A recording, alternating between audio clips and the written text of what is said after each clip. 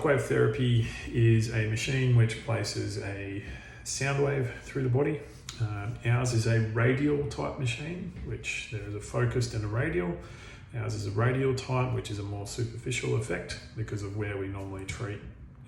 We're not treating through layers of muscles or deep inside bones or anything like that. The things we mainly use it for are plantar fasciitis, Achilles tendinopathy, which is a chronic condition that affects the back of your Achilles.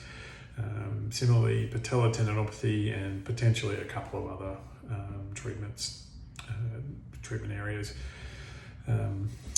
People who would be suitable for is people where maybe the treatment is taking a little bit longer than we expected, so this might help to kick that healing along, or someone who we need to get ready for an event perhaps, and they need sort of everything thrown at them straight away to try and get them ready as soon as possible.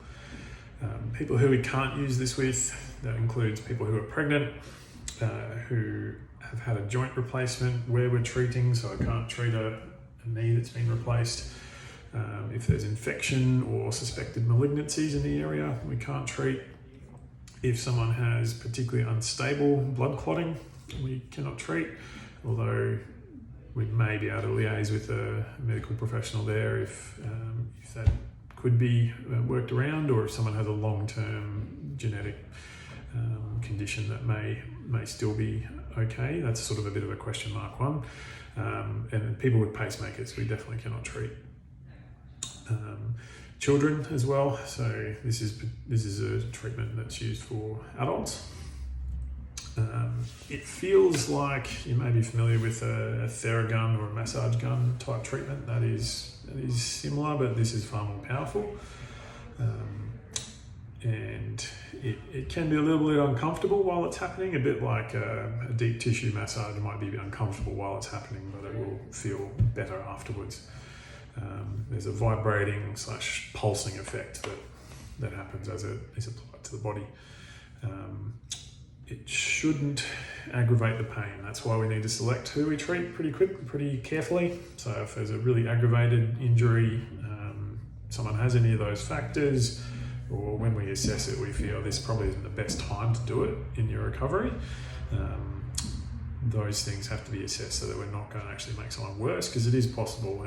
All the pods will have probably had someone who's been aggravated by it and then had to change treatment to something else. So trying to select those people as carefully as we can, and not having people come in assuming that they're going to have the treatment done when that may not be the case.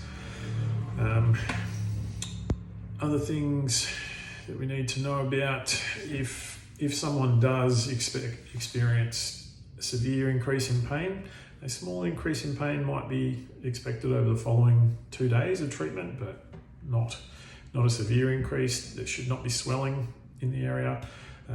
Ongoing redness that doesn't subside within a few hours of the treatment, or bruising in the area. The podiatrist really needs to know in case they need to give any extra advice. I thought I'd just give you a quick demo to finish, show you how we might approximately use it. This is going to be very loud if you want to turn your volumes down. So we use a bit of ultrasound gel. Set up the program.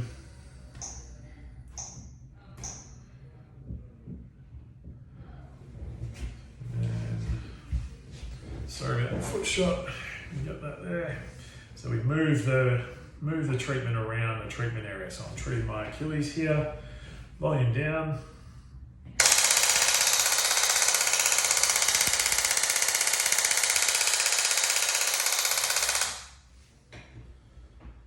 So we move the probe around the treatment area. We're really just sitting on the one spot.